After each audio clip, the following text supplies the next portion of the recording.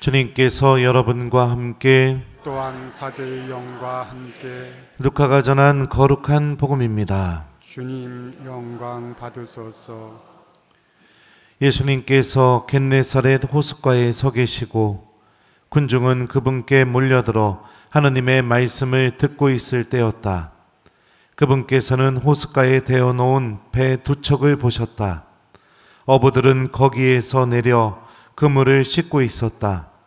예수님께서는 그 두 배 가운데 시몬의 배에 오르시어 그에게 못에서 조금 저 나가달라고 부탁하신 다음 그 배에 앉으시어 군중을 가르치셨다. 예수님께서 말씀을 마치시고 나서 시몬에게 이르셨다. 깊은 데로 저 나가서 그물을 내려 고기를 잡아라. 시몬이 스승님, 저희가 밤새도록 애썼지만 한 마리도 잡지 못하였습니다. 그러나 스승님의 말씀대로 제가 그물을 내리겠습니다 하고 대답하였다. 그렇게 하자 그들은 그물이 찢어질 만큼 매우 많은 물고기를 잡게 되었다. 그래서 다른 배에 있는 동료들에게 손짓하여 와서 도와달라고 하였다. 동료들이 와서 고기를 두 배에 가득 채우니 배가 가라앉을 지경이 되었다. 시몬 베드로가 그것을 보고 예수님의 무릎 앞에 엎드려 말하였다. 주님, 저에게서 떠나 주십시오. 저는 죄 많은 사람입니다. 사실 베드로도 그와 함께 있던 이들도 모두 자기들이 잡은 그 많은 고기를 보고 몹시 놀랐던 것이다. 시몬의 동업자인 제베데오의 두 아들 야고보와 요한도 그러하였다. 예수님께서 시몬에게 이르셨다. 두려워하지 마라. 이제부터 너는 사람을 낚을 것이다. 그들은 배를 저어다 무태 대어 놓은 다음 모든 것을 버리고 예수님을 따랐다. 주님의 말씀입니다. 그리스도님 찬미합니다.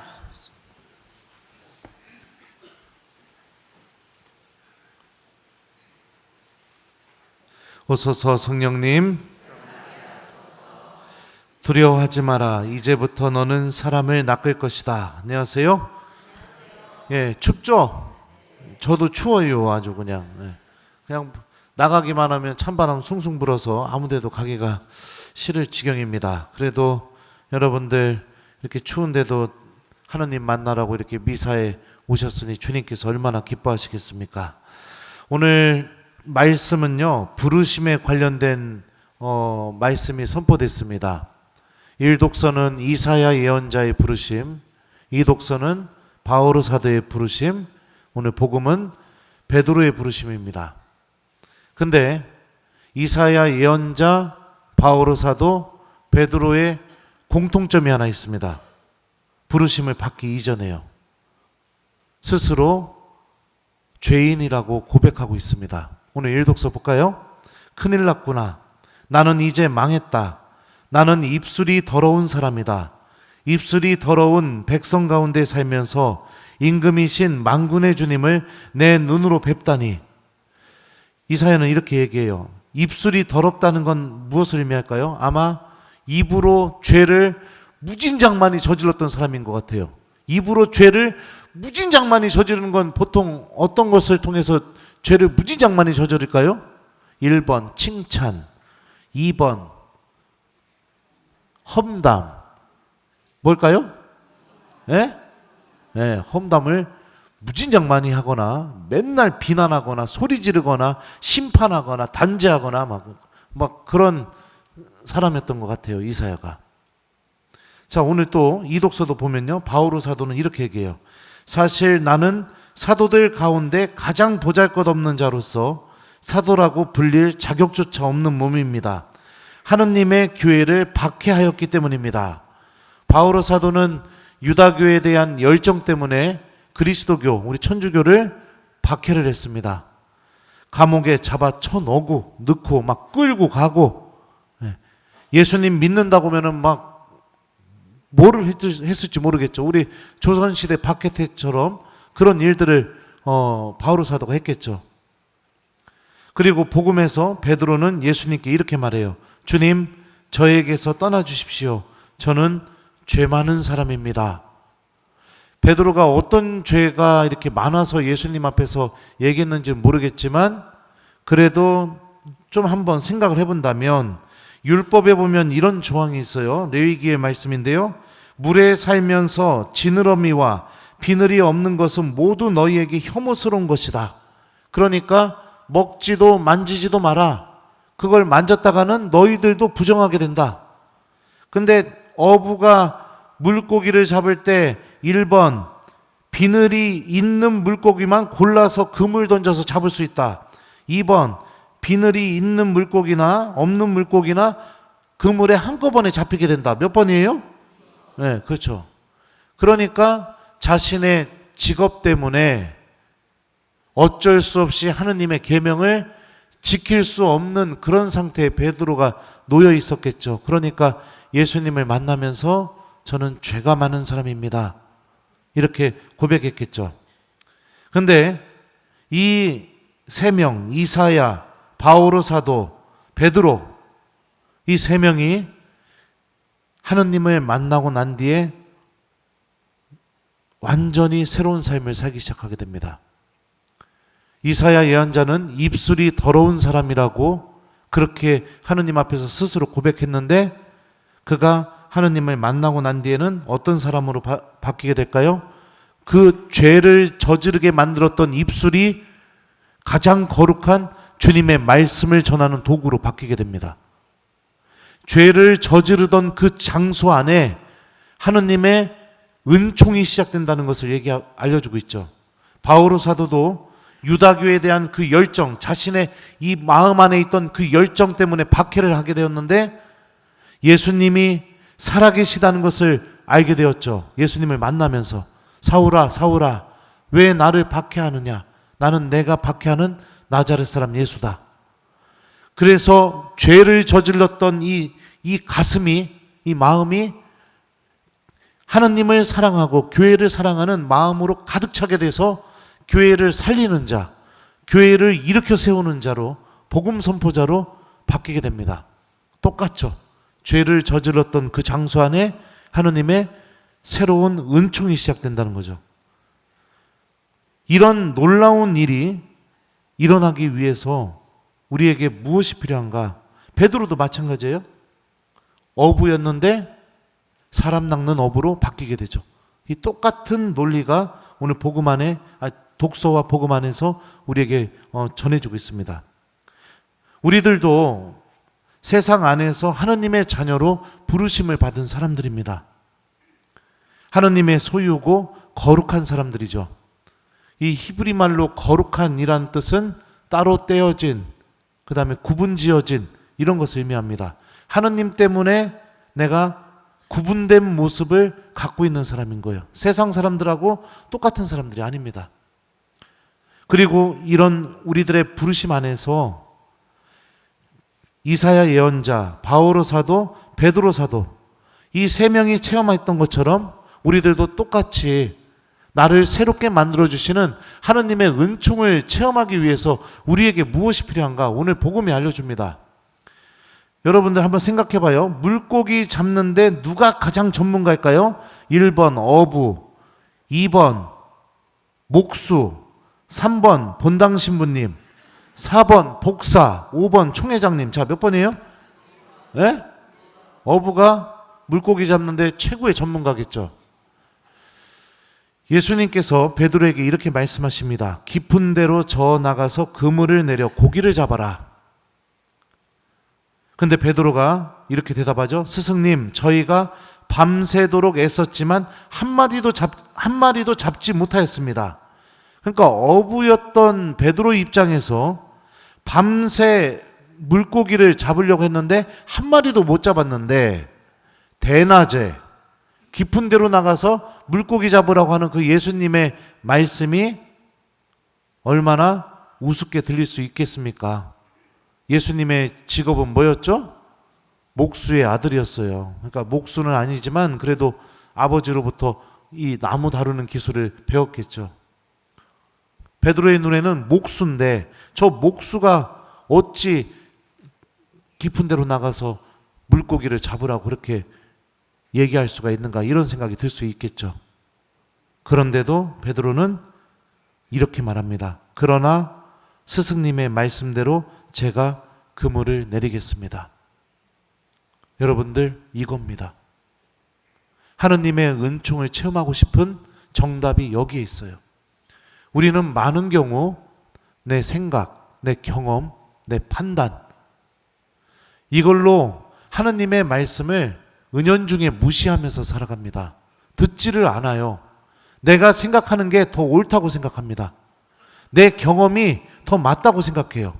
그래서 우리들의 삶 안에서 하느님 체험이 일어나지가 않는 겁니다.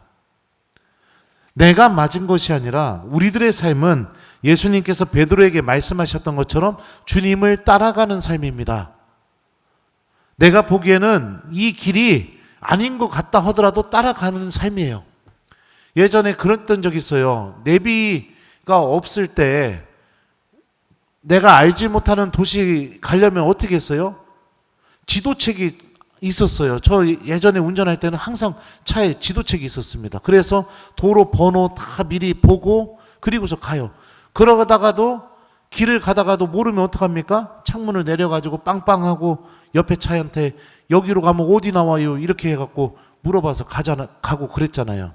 한 번은 본당 신부님이 저보고 평택중 가자고 해가지고 제 신학생 때 본당 신부님 모시고 운전을 해서 평택에 모셔다 드리고, 그리고 나서 이제 신부님이 약주를 이만큼 드신 다음에 그 신부님 다시 차에 태워서 본당으로 돌아오는 길이었는데, 내비가 없으니까 이 고속도로 톨게이트만 나오면 문제가 안 되는데, 그래가지고선 제가 고민하다가 신부님은 뒤에서 약주 드시고서 이제 계시고, 저는 막 그 땀이 막 진땀이 나고 이거 어디로 가야 될지 모르겠고, 그러다가 신호가 서가지고선 빵빵 한 다음에 창문 내려갖고 옆에 택시 아저씨한테 물어봤어요.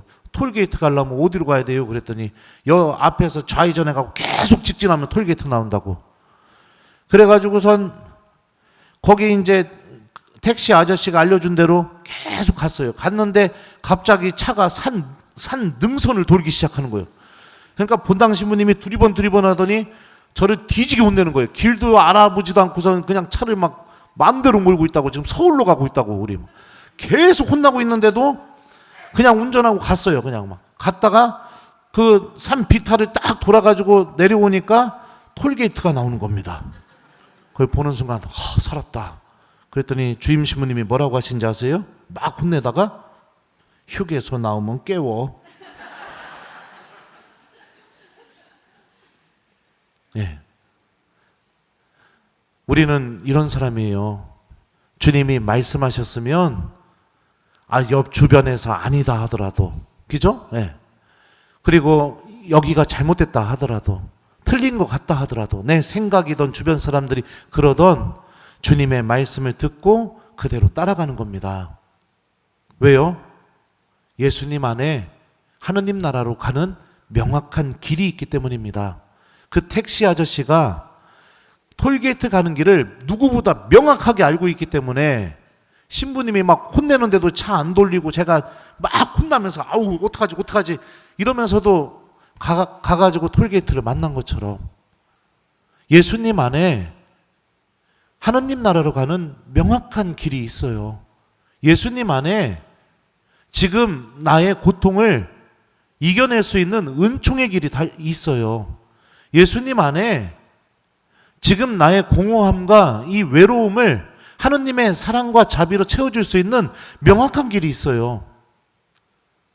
근데 내가 맞다고 생각하고, 내가 전문가라고 생각하고, 내가 판단한 게 옳다고 생각하고, 그런 순간부터 그 길은 보이지가 않는 겁니다. 우리들도 죄인입니다. 베드로, 이사야 예언자, 바오로 사도, 이들도 죄인이라고 성경이 이야기합니다. 근데 이들의 공통점은 뭐냐? 주님을 만나게 되었을 때 주님의 말씀을 듣고 따라가는 사람이 됐습니다. 그러자 그들 안에서 예수님께서 새로운 놀라운 일을 일으키게 만들었죠. 아무리 박해받아도, 아무리 사람들한테 반대를 당해도, 아무리 사람들이 틀렸다고 얘기해도 이들의 길은 하느님 나라로, 천국을 향해서 멈출 줄 모르는 성령께서 주시는 어마어마한 기쁨과 행복이 이들을 움직이고 인도했죠. 그 시작이 무엇이냐? 스승님의 말씀대로 그물을 내리겠습니다. 예수님의 말씀을 내가 소중하게 여기고 나의 오늘 하루 안에서 실천하는 삶. 바로 거기에 이 모든 은총의 출발점이 그대로 담겨져 있습니다. 바오로 사도가 이 독서에서 이렇게 말해요. 그러나 하느님의 은총으로 지금의 내가 되었습니다. 하느님께서 나에게 베푸신 은총은 헛되지 않았습니다. 나는 그들 가운데 누구보다도 애를 많이 썼습니다. 그러나 그것은 내가 아니라 나와 함께 있는 하느님의 은총이 한 것입니다. 바오로 사도 교회에 박해했던 사람이죠. 그랬던 사람이 여러분들 생각해 보세요. 복음 전하고 그러면은 기존에 있던 그리스도인들이 그런 바오로를 보면서 무슨 생각을 할까요? 우리 본당 안에서 예를 들어서 전신자가 다 할 정도로 큰 죄를 저질렀던 사람이, 전신자에게 다 피해를 줬던 사람이 어느 날 강론 때 올라와 갖고 여러분들에게 강론하고 회개하라고 얘기하고 막 그러면 여러분들 마음이 어떨 것 같아요? 1번, 진심으로 그 사람의 말을 받아들여서 그 사람이 이야기하는 대로 해야겠다 이런 생각이 든다. 2번, 지나 잘하지. 지가 여기 위에 올라와서 얘기할 자격이 있어? 저랬던 사람이 말이야 웃기고 앉아있네 이런 생각이 든다. 몇 번일 것 같아요? 네, 그러겠죠. 초기 그리스도인들이 바오로 사도 많이 받아들이지 않았어요. 그런데도 바오로 사도가 얘기하잖아요. 하느님의 은총으로 지금의 내가 되었다고. 그죠? 네. 주님의 은총이 헛되지 않았다고. 왜 이런 힘이 바울 안에 있었을까요? 나를 계속해서 새롭게 만들어주고 죄인이었던 내 이 마음 안에 하느님의 사랑을 가득 채워주시는 그 예수님을 계속해서 체험하니까 멈출 수가 없었던 겁니다. 멈출 수가. 이게 여러분들 예수님을 따라가는 삶이고 부르심의 여정인 거예요. 물론 그 여정 안에서 넘어질 수도 있습니다. 베드로는 예수님도 버리고 도망가기도 했었죠. 그죠? 실수할 수도 있어요. 또 다시 죄를 저지를 수도 있어요. 하지만 예수님께서는 그럴 때마다 우리를 당신이 강하게 붙잡고 계속해서 당신이 준비하신 그 은총으로 우리들을 인도하신다는 것을 분명히 알려주고 계십니다. 이거는 누구에게만 보이고 들리느냐? 말씀을 듣는 사람들에게만 보이고 들립니다. 베드로가 여러분들 그물을 내리기 전에, 그러니까 예수님의 말씀을 그대로 실천하기 전에 예수님을 뭐라고 불렀을까요? 스승님이라고 불렀습니다. 근데 예수님의 말씀을 그대로 실천하고 그 말씀이 갖고 있는 힘이 드러나는 것을 체험하게 되자 예수님을 뭐라고 부를까요? 주님이라고 부릅니다. 예수님이 어떤 분이신지 깊이 알아나가는 그 알미 베드로에게 시작된 거죠. 이처럼 하느님의 말씀은 우리들 안에서 하느님이 어떤 분이신지 계속해서 깊이 있게 알려주십니다. 그래서 우리 모두 부르심 받은 사람답게 오늘 복음에 나오는 베드로의 모범을 따라서 예수님의 말씀을 실천하는 신앙인이 됐으면 좋겠습니다. 내 머릿속에서 그건 아니라고, 그렇게 하면 안 된다고 그렇게 외쳐대도, 내 경험이 이거 옛날에 해봤는데 그 불보듯 뻔하다고 이렇게 나에게 이야기한다 하더라도 하루하루 주님께서 복음을 통해서 들려주시는 말씀을 잘 들으면서 예수님을 따라가는 하느님의 자녀, 주님께서 우리들을 통해서 많은 일을 하실 수 있는 하느님의 자녀가 되는 한 주를 보냈으면 좋겠어요. 숙제 드려요. 이번 한 주 동안 복음을 읽고 한 구절 정하고 기억하고 실천하기, 요거를 숙제로 드립니다. 우리 모두 예수님을 잘 따라가는 예수님의 양으로서 살아가는 한 주가 되었으면 좋겠습니다. 두려워하지 마라. 이제부터 너는 사람을 낚을 것이다. 아멘.